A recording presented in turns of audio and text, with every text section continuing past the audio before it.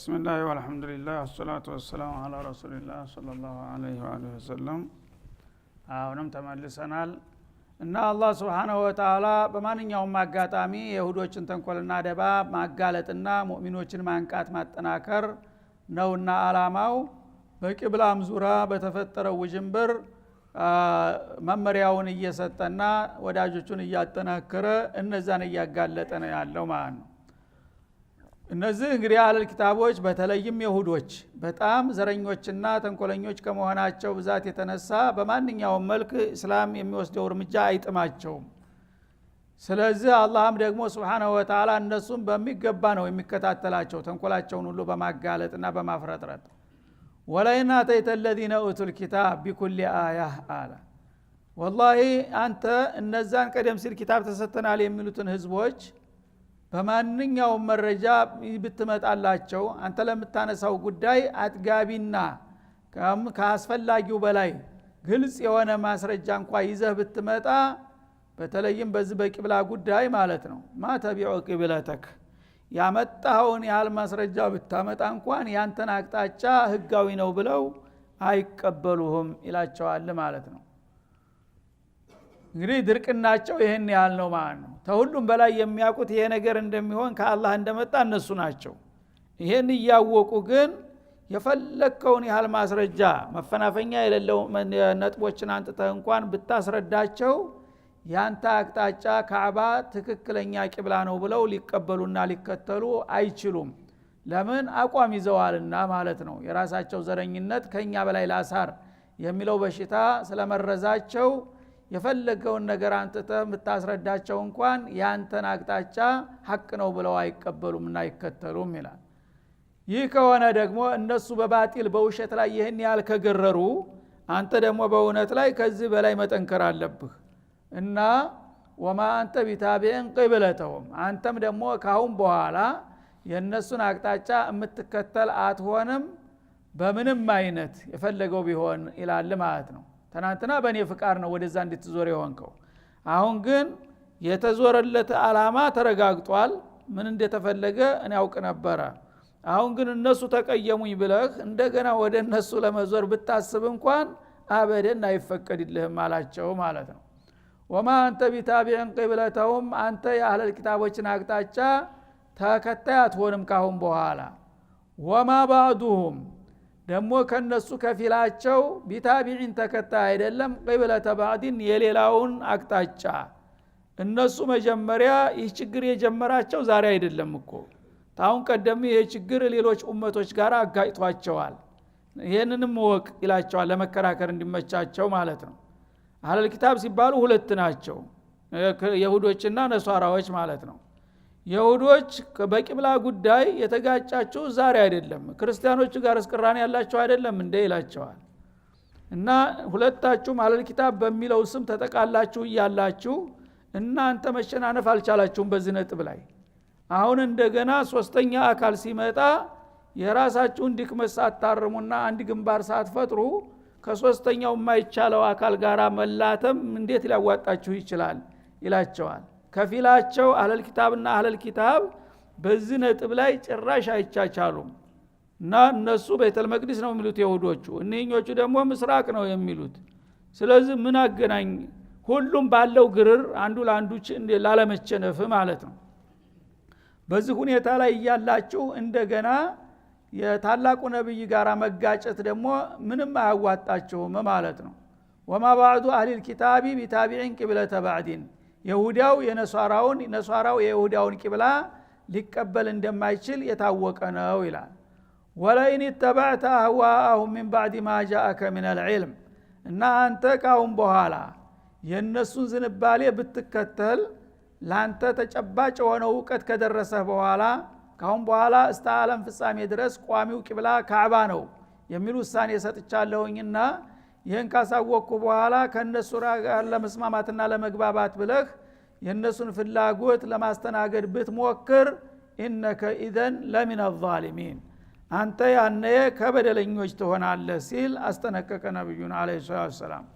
ስለዚህ የፈለገውን ያህል ተጽዕኖ ቢያደርጉም ካሁን በኋላ እርማቸውን ያውጡ፣ ወደ እነሱ ቂብላ መመለስ አይታሰብም። በተለያየ ምክንያት ምናልባት ተጽዕኖ አድርገውበት አቅም በላይ ሆኖብህ እንኳን ወደነሱ ብትመለስ ያን ጊዜ ቁርጡን ወቀው አንተ ራስህ እንደነሱ ዟሊም ትሆናለህና ካሁን በኋላ ወደ አህለል ኪታቦች አቅጣጫ መዞር አይታሰብም ሲል የመጨረሻ ውሳኔውን ሰጠ ማለት ነው። الذين آتيناهم الكتاب يعرفونه كما يعرفون أبناءهم እና አሁን እነሱን ስጉር ደባ በማጋለጥ ላይ ቀጠለ። እነዚህ የቀድሞ መጽሐፍ ባለቤት ነን ተብየዎች ይላል። በተለይ በዚህ ነጥብ እኮ የማያወላዳ ግልጽ የሆነ መረጃ ነው ያላቸው ይላል። እነዚህ ቀደም ሲል የኪታብ ባለቤት ነን ባዎች ያሪፉነሁ ይህንን የቂብላ ለውጥ እንደሚመጣ ያቅጣጫ ለውጥ እንደሚመጣ በመቶ ያውቁት ነበረ። አንተ ሳትፈጠር ገና እስላም ሳይመጣ የመጨረሻው ነብይ ማንም ይሁን ማን የመጨረሻው ነብይ ወደ ካዕባና ወደ ቤተል መቅዲስ ይሰግዳል የሚለውን ወትሮ ገና ነበር የሚያውቁት ይላል። ሱብሃንአላህ። ስለዚህ ያ ሳይሆን ቢቀር ነበር አጠያያቂ የሚሆነው። የመጨረሻ ነብይ ነኝ ብሎ መጥቶ ተውራት ግን ወደ ሁለት ቂብላ ይሰግዳል ብሎ ነበርና ሳይሰግድ ቀረ። ይሄ አወናባጅ ነው መባል የሚገባው ያ ቢሆን ነበር።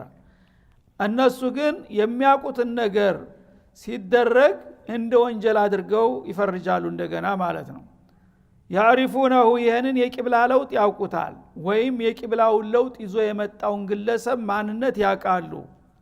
አንተን ራስክን ማለት ነው። አንተንም ይዘህ የመጣውንም ለውጥ ገና አንተ ተመፈጠረ በፊት አበክረው ያውቁታል ይላል አላህ Subhanahu Wa Ta'ala። የሚያውቁት ምን ያህል ነው እርግጠኝነት የሚሆኑት? ከማ ያሪፉና አብናአሁም የገዛ ልጆቻቸውን የሚያውቁትን ያህል ይላል። ምን ያህል እርግጠኛ እንደሆኑ ማለት ነው። የገዛ ልጁን አንድ ሰው ከሌላ ከመንደር ልጅ ለይቶ የሚያውቀው ምን ያህል ነው? ምን ያህል ነው ተብሎ ለመለካት ይቻላል?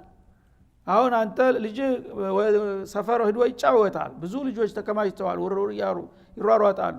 አንተ እዛ ሄደ ልጅ ልጠራ ስትሄድ ልጅ ይጠፋብሃል። ብዙ ልጆች ስላሉ አለምንም እንትን ነው በቃ አንተ ገሌ ብለህ እጁን ያዘርገህ የምትወስደው ማለት ነው።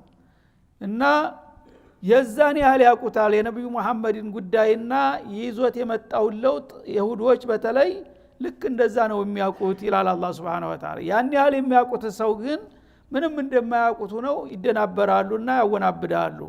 ከማ ያሪፉና አባናሁም ልጆቻቸውን እንደሚያውቁ ያህል ወኢነ ፈሪቀ ሚንሁም እና ይሄን ያህል ያወቁት ለምንድነው የሚቃወሙት ካላችሁ ከነዚህ ከአለል ኪታቦች እኮ ከፊሎቹ ሁሉም ባንልም ይላል አዳለቱላህ ተመልከት።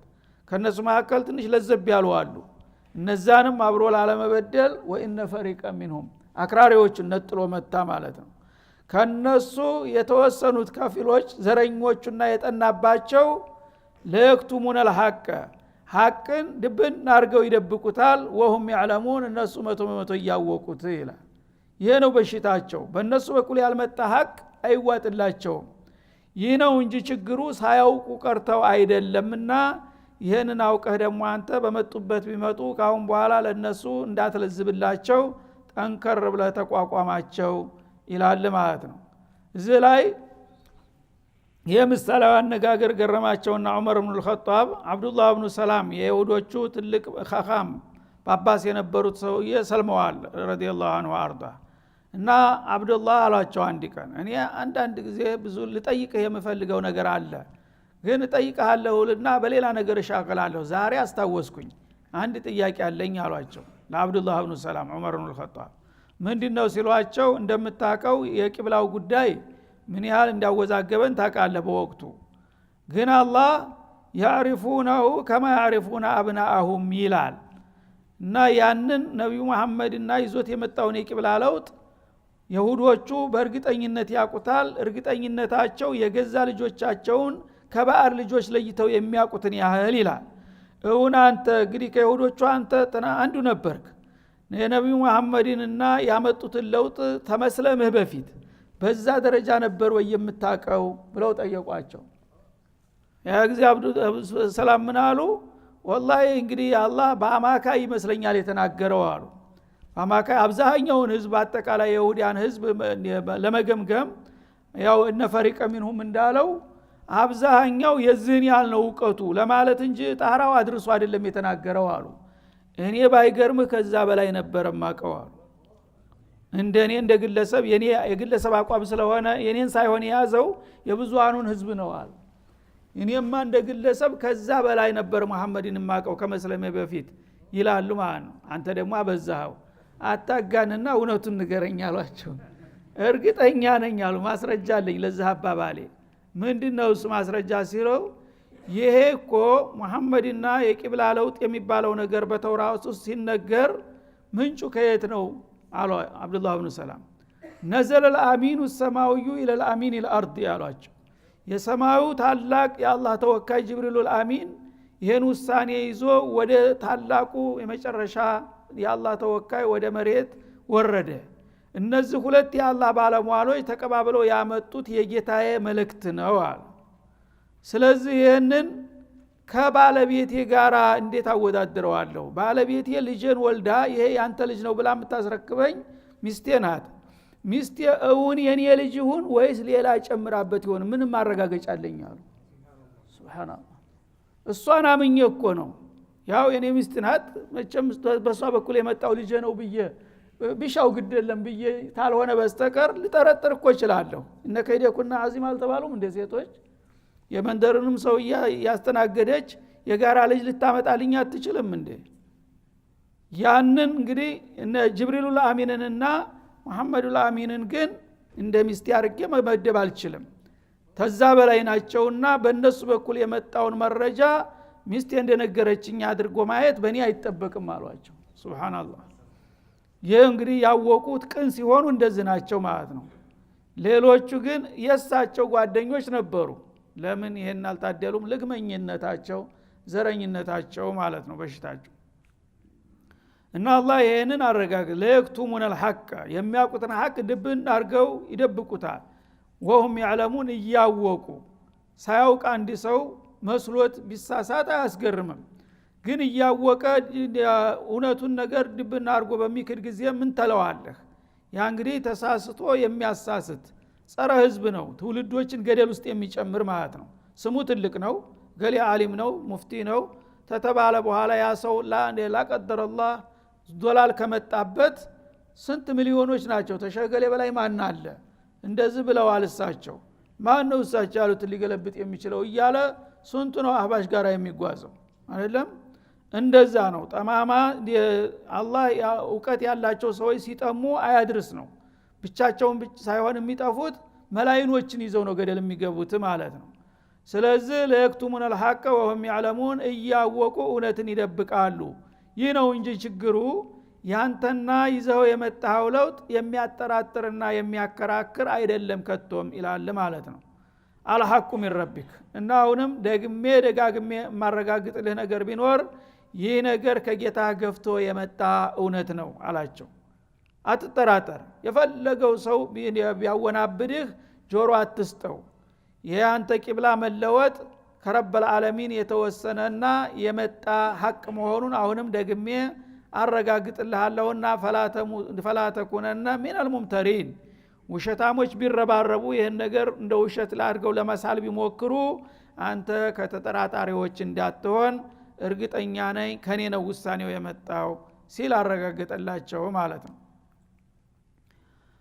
ወሊኩል ወጅሃቱን ሁወ ሙወሊሃ። እኔ እንግዲህ የሁላችሁም ጌታ እንደመሆኔ ለሁላችሁም መመሪያ መስጠት የሚበጃችሁን መንገርና መምከር ነው ያለብኝ። ከዛ በኋላ ግን ማንኛውም ሰው የራሱ ምርጫ ይኖረዋል። ለሁሉም ህዝቦች ራሳቸው የሚወዷቸውና የሚመርጧቸው አቅጣጫ ይኖሯቸዋል በቂብላም ቢሆን ማለት ነው። ስለዚህ ይሁዳ የራሱ የሆነ ቂብላ አለው የለመደው። እስከዛ ድረስ ለውጥ እስከሚመጣ መቀጠል ይችላል። በቀደምት ነብያቶች ተፈቅዷልና በእነ ያዕቆብ ማለት ነው። ክርስቲያኖችም ደግሞ ለራሳችን የምንለው ቂብላ አለን ካሉ ሊሄዱ ይችላሉ ለጊዜው ሌላ ተለዋጭ እስከሚመጣ ድረስ ማለት ነው። አንተም ደግሞ የራስህን አቅጣጫ ይዘህ ስትመጣ ከየማንም ተለጣፊ መሆን የለብህም። በራስህ አቅጣጫ መጓዝ ትችላላችሁ። ይሄን ደግሞ እነግራለሁኝ። ከነገርኩ በኋላ ጌታ ያለውን መቀበልና አለመቀበል የራሳችሁ ምርጫ ነው። ለሁላችሁም የራሳችሁ የሆነ አቅጣጫ የመስገድ አቅጣጫ አላችሁ ይላል። በመሆኑም ፈስተቢቁል ኸይራት መልካም ስራን ተሽቀዳደሙ። ዋናው ነገር እገሌ ወደዚህ ዞረ እገሌ ወደዚህ ዞረ እያሉ መናከስና መናቆር ሳይሆን ትልቁ ቁም ነገር ጧዓ ነው። ጌታ ያዘዘውን ነገር ለመስራት ተሽቀዳደሙ። እንግዲህ ትናንትና ወደ ቤተል መቅዲስ ስገድ የተባለውም ሰው ጌታ ስላዘዘው ስለሆነ ወደዛ ከሰገደ ወደ ኸይር ነገር ቀደመ ማለት ነው። አሁን ደግሞ ወደ ካዕባ ዙር ከተባለ አሁንም የጌታ ትእዛዝ ነው። ወደዛ ከዞረ አሁንም ኸይርን ተሽቀዳደመ ቀደመ ማለት ነው። ምን ችግር አለው? ዋናው ነገር ለኔ ታማኝና አገልጋይ መሆኑ ነው። እና ወዴትም አቅጣጫ ብትሰግዱ በኔ ፍቃድ እስከሰገዳችሁ ድረስ በኸይር ነገር መሽቀዳደማችሁ ደስ ይለኛል እንጂ ይህንን የተወሰነ አቅጣጫ ይዞ በዘረኝነት መንገታገቱ በእኔ ዘንዳ ቦታ የለውም ይላቸዋል ማለት ነው።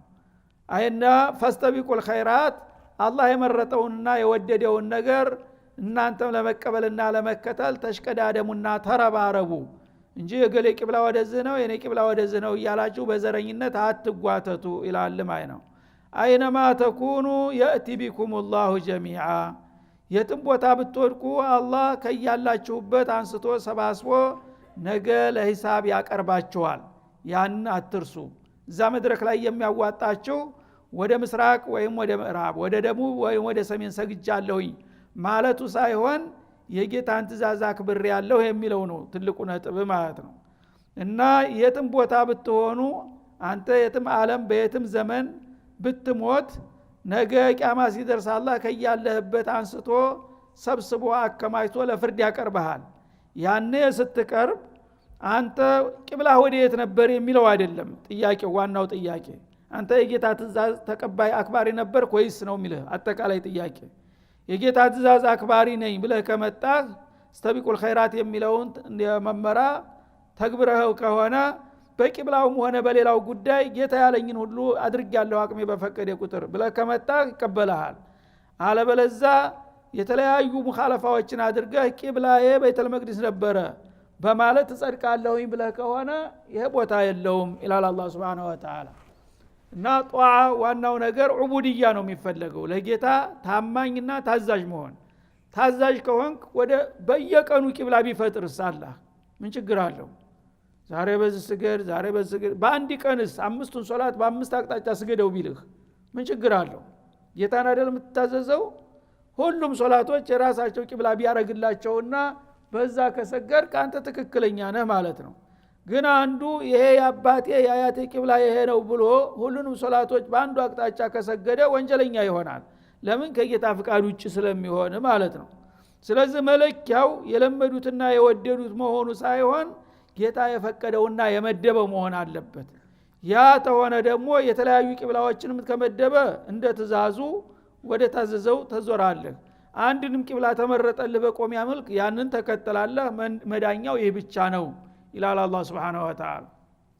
እና የእቲ ቢኩሙላሁ ጀሚዓ የሚለው የውመል ቂያማ ነው። ዛሬ ማንም ሰው የፈለገውን ማውራት የፈለገውን መስራት ይችላል። አልየውመ አመሉን ወላ ሂሳብ እንደሚባለው ማንም ሰው እንደፈለገ መፈንጨት ይችላል። የሥራ መድረክ ነው። የፈለከውን ስራ። ነገ ደግሞ የሂሳብ መድረክ ይመጣል። እዛ ሂሳብ መድረክ ላይ የምትጠየቀው አንተ የማን ዘር ነህ ወይም የማን ቂብላ ተከታይ ነህ የሚለው ሳይሆን አንተ ለጌታ ታዛዥ ነህ የሚለው ነው። አጠቃላይ ጀነራል ጥያቄ ነው የሚቀርብልህ ማለት ነው። የጌታ ታዛዥ ነኝ ታልክ ቂብላውም ሶላቱም ጾሙም ሁሉም ነገር የጌታ ትእዛዝ በየዘመኑና በየሀገሩ እንደተቀያየረ በየመጣበት አቅጣጫ ጌታ የሚለውን ሰርቻለሁኝ ታልክ ትድናለህ ማለት ነው። አልበለዛ በአንድ ወቅት የታዘዘውን ነገር ሙጭኝ ብለህ በሌላ ጊዜ የመጣውን ለውጥ ሳትቀበል ከቀረህ አፈንጋጭ ነህ ማለት ነው። ስለዚህ የትም ቦታ ብትወድቁ ነገ ተየወደቃችሁበት ሰብስቤ አመጣችኋለሁ። የትም ተረስተህና እንትን ብለህ ወድቀህ አትቀርም ማለት ነው። የዛ ጊዜ ስትመጡ ደግሞ ምን ሰራችሁ በማን ፍቃድ ተመራችሁ የሚለው እንጂ የትኛው ቂብላ ነው ደንበኛ የምትባል አይደለም ማለት ነው። ኢነላህ አላ ኩሊ ሸይን ቀዲር አላህ በሁሉ ነገር ላይ ፍጹም ቻይ የሆነ ጌታ ነውና ተሞትን ተበሰበስን ከምድር ጋር ተተቀላቀልን በኋላ ለብዙ የምዕት ዓመታቶች ተረስተን ጠፍተን ከቆየን የት ያገኘናል እንዲያትሉ ኢነላህ አላ ኩሊ ሸይን ቀዲር አላህ በሁሉ ነገር ላይ ቻይ ነውና ወደክበት ብትገባ እንደ አመድ ሆነ በባህር ላይ ብትቦን ወይም ከመሬት ብትቀላቀል የትም ቦታ ሰብስቤ እንደነበር ካርጌ አመጣሃለሁ ያነ ደግሞ ጥያቄው የኔን ፍቃድ ያክብራል አላከበርክም እንጂ የገሌ ዘርነ የጋና አቅጣጫ ተከታይ ነህ የሚለው አይደለም ሲል ያስጠነቅቃል ከዛ ይሄ ጉዳይ የወቅቱ በጣም አከራካሪ አጀንዳ በመሆኑ አላህ Subhanahu Wa Ta'ala ይበልጥ ለማረጋገጥና ጥርጣሬ እንዳይገባቸው ለማድረግ ይደግመዋል አሁንም ማለት ነው ወሚን ሐይቱ خرجت يا رسولنا አላቸው እንግዲህ አሁን ቂብላ ለውጥ ከተደረገ በኋላ በየትም አቅጣጫ ብትወጣ አላቸው በመኖሪያ ሀገርህ ያለህ ብቻ አይደለም ካዕባ ቂብላህ ነው ያልኩት ለስራ ጉዳይ ለተለያዩ አቅጣጫዎች ልትሄድ ትችላለህ ወደ ደቡብ ልትጓዝ ትችላለህ ወደ ሰሜን ወደ ምስራቅ ወደ ምዕራብ በፈለከው አቅጣጫ በአለም ላይ በሄድክበት ሂድ ፈወሊ ወጅሃከ ስግደት ሲደርስ ግን ፊትክን ታዞራለህ ወደ የት ሸጥር المسجد الحرام ወደ ተከበረው መስጂድ አቅጣጫ እንግዲህ ሹብሃ እንዳይኖር ማለት ነው በማንኛውም አቅጣጫ ቁልጭ አደረገው እና መጀመሪያ ፈወሊ ወጅሃከ ያላቸው መዲና እያሉ ነው መዲና እያለህ ስግደት ሲደርስ ወደ ካዕባ ወደ ደቡብ ዙር ማለት ነውና በአጋጣሚ ሪያድ ከመጡስ የመን ከሄዱስ ኢራቅ ከሄዱስ የሚለው ሹብሃ እንዳይመጣ አይ መዲና ስትሆን እኮ ነው ወደዛ ዙር ያለህ እንዳትል የትም ቦታ ብትሆን አላህ ፈለገው ዓለም ሂድ ሶላት በሚደርስበት ጊዜ ካሁን በኋላ ወደ ተከበረው መስጂድ ዙረህ መስገድ አለብህ እንጂ ወደ መትም አቅጣጫ አይፈቀድም አላቸው ማለት ነው ወኢነሁ ለልሐቁ ሚን ረቢክ እና ጥላቶች ብዙ ጅምብር ስለፈጠሩ ይሄ ነገር እንዳያጠራጥርህ ያለቀለት ቁልጭ ያለ ሐቅ ነው የካዕባ ቋሚ ቂብላ መሆን ማለት ነው እና ያወራ ቢያወራ ባሉ ባልታ እንዳትበገር አማራጭ የሌለው ብቸኛ ቁልጭ ያለው ቂብላ ካዕበተል ሙከረማ ስለሆነ በደዛ ብቻ ዙረህ ስገድ የትም ቦታ ብትሆን ማለት ነው ፈወሊ ወጅሃከ ሸጥር المسجد الحرام እና ፊትክን ወደ ተከበረው መስጂድ አቅጣጫ ዙር ወሃይቱ ማኩንቱም ኡመቶቹም መጀመሪያ ፈወሊ የተባሉት ነብዩ ናቸውና እኛን አይመለከተንም ብላችሁ እንዳትደናበሩ እናንተም አለቃችሁ በዞረበት አቅጣጫ ሁል ጊዜ የትም ሀገር በየትም ዘመን ብትሆኑ ዘመኑንም ጭምር ለመግለጥ ማለት ነው ነብዩ እስካሉ ድረስ ነብዩ ጋር የሚሰግድ ሰው ብቻ እንዳይመስልና አወናባጆች መጥተው ፈወሊ እኮ ነው የተባለው ነብዩ ዛሬ ሄዷል የት አለ አንተ ወደዚህ ስገድ የሚል አወናባጅ ቢመጣ ሸክ እንዳይገባ ወሐይቱ ማኩንቱም ማለት ነብዩ ጋር ብትሆንም በነብዩ ዘመንም ብትሆንም የትም ዓለም ብትሆንም የነብዩ ኡመት ነኝ ታልክ ፈወሉ ጁሃኩም ማለት ሸጥር المسجد الحرام በየትም ዘመን በየትኛውም ሀገር ወደ ተከበረው መስጂድ አቅጣጫ ወደ ካዕባ ብቻ ዙራችሁ መስገድ አለባችሁ ለምን ይላል ምክንያቱን ሲገልጥ ሊአላ የኩነ ሊናሲ አለይኩም ሁጃ ለሌሎቹ ለጥላቶቻችሁ በእናንተ ላይ የመከራከሪያ ነጥብ እንዳይኖራቸው ብዬ ነው ይሄን ያደረኩት ይላል ወመላሁ ቢጋፊሊን አማ ተዕመሉን ሁላችሁም ከምትሰሩት ነገር አላህ የሚዘነጋ ጌታ አይደለም እንግዲህ አህለል ኪታቦችም ደባቸውን ቢጠፈጥፉ አቃለሁ እከታተላቸዋለሁ እናንተም ደግሞ መመሪያው ግልጽ ሆኖ ከደረሳችሁ በኋላ በጥላቱ ጅምብር ተወናብዳችሁ እንደገና ወደ አልሆነ አቅጣጫ ብትዞሩ ሁላችሁም የምትሰሩትን ነገር አላህ የሚዘነጋ አይደለምና ጠንቀቅ ማለት ይበጃል ይላል ማለት ነው ወሚን ሐይቱ خرجت አሁንም በወጣህበት አቅጣጫ ፈወሊ ወጅሃከ ፊትክን አዙር ሸጥር المسجد الحرام ወደ ተከበረው መስጂድ አቅጣጫ ወሐይቱ ማ ኩንቱም አዩሃል ኡማ እናንተ ተከታይ ህዝቦችም ደግሞ የትም ቦታ የትም ዘመን ብትሆኑ ፈወሉ وجوهكم ፊቶቻችሁን አዙሩ በስግደታችሁ ሸጥረሁ ጃሃተ المسجد الحرام ወደ ተከበረው መስጂድ አቅጣጫ ይላል ለምን ሊአላ የኩነ ሊናሲ አለይኩም ሁጃ ይሄን ውሳኔ ያሳለፍኩት እና ደጋግሜ ያረጋገጥኩት በእናንተ ላይ ለጥላቶቻችሁ የመከራከሪያ ነጥብ እንዳይኖራቸው ነው ይላል እንግዲህ እናንተ ወደ ቤተል መቅዲስ እንደዞራችሁ ብትቀሩ ጥላቶቻችሁ ለክርክር ይመቻቸዋል ያ እንዳይሆን ብዬ ነው ይላል ለምን ለተወሰነ ጊዜ ወደ ቤተል መቅዲስ ይሰግዳሉ እንደገና ወደ ነበሩበት ይመለሳሉ ነው የሚለው ተውራት በዚህ ላይ ተቀጥላችሁ ግን እናንተ እኮ ወደ ቤተል መቅዲስ ቀጥላችኋል ስለዚህ ወደ ካዕባ እስካልተመለሳችሁ ትክክለኞች አይደላችሁም ገና የመጨረሻው ነብይ ህዝቦች የሚባሉት ይመጣሉ እናንተ አይደላችሁም ብለው ለመከራከር ይመቻቸው ነበር ይሄ እንዳይሆን ነጥቡን የዘጋውት ለዚህ ነው ይላል ማለት ነው እንደገና መኮችም አኩርፈው ነበረ ካዕባን ትተው ወደ ቤተል መቅዲስ ሲዞሩ ነብዩ መጀመሪያ የኢብራሂምን ፈለግ ተከታይ ነን ይሉ ነበረ የኢብራሂምን ፈለግ ተከታይ ከሆነ የኢብራሂም ታሪክ ቁልጭ ያለ ነው ካዕበተል ሙሸረፋ ነው ቂብላቸው ወደ ሌላ ቂብላ አልሰገዱም ስለዚህ የኢብራሂምን ካዕባ ወደ ኋላ ወሩሮ ሄዶ እንደገና ነብይ ነኝ የኢብራሂምን ፈለግ ተከታይ ነኝ ይላል እያሉ ያሙ ነበረ ማለት ነው ስለዚህ ጦሩ ይሄን አቋሙን ካስተካከለ ተቀበሉታላችሁ ይሄው እንደገና ተመለሰ ሲባል ምን ይላሉ የሚሉትን አጡ ማለት ነው በዛው ቢቀሩ ኑሮ ግን ውሸታም ነው የኢብራሂምን ፈለግ ተከትል ያለ ይላል ተብራሂም ታሪክ ትልቁ ጉልህ ሚና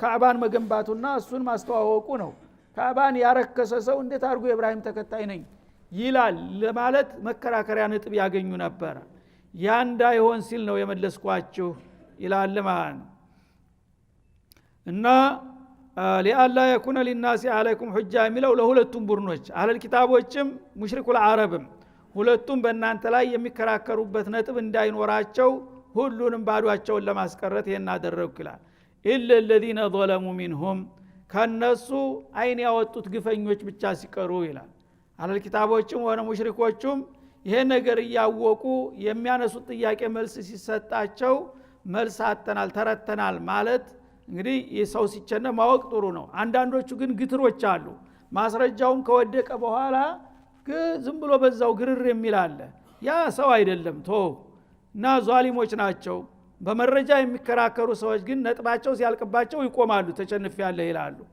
ገራራዎች ግን መረጃ ቢያልቅባቸውም ዝም ብለው በመጮህ ብቻ ሊቀጥሉ የሚፈልጉ ይኖራሉ እነዛ ደረኞች ናቸው ፈላ ተخشوهم ስለ ጮኸ ጉራሮ እስከሚሰነጠቅ ጮህ ምን ቸገረህ አትፍራቸው አለ አላህ Subhanahu Wa Ta'ala ወخشوني እኔን ጌታችሁን ፍሩ ወሊኡቲመ ኒዕመቲ አለይኩም እንደገና በተጨማሪ ደግሞ የቂብላን እስቲቅላል የሰጠዋችሁ ለምንድነው ጸጋዬን በእናንተ ላይ ለማሟላት ለመደምደም ስል ነው ይላል ወለአለኩም ተህተዱን ወደ ጌታ ፍቃድም እንድትመሩ ነው ይላል ማለት ኡመተል እስላም ትልቅ ኡመት ናት የማንም ተከትላ አትሆንም ብየት ያበቃ ቂብላችሁ ግን ቤተል መቅዲስ ነው ካልኩኝ የይሁዲያ ተከትላ ሆናችሁ በቂብላ ማለት ነው እስቲቅላል የላችሁም ያ እንዳይሆን ነጽነታችሁ ሙሉ እንዲሆን በቂብላም ሆነ በማንኛውም አቅጣጫ የይሁዲያን ፈለግ አንከተልም ራሳችን የቻልን ሙሉ ኡመት ነን እንድትሉና የጌታን ፍቃድ እንድትመሩ ነው ይሄን ያደረኩት ይላል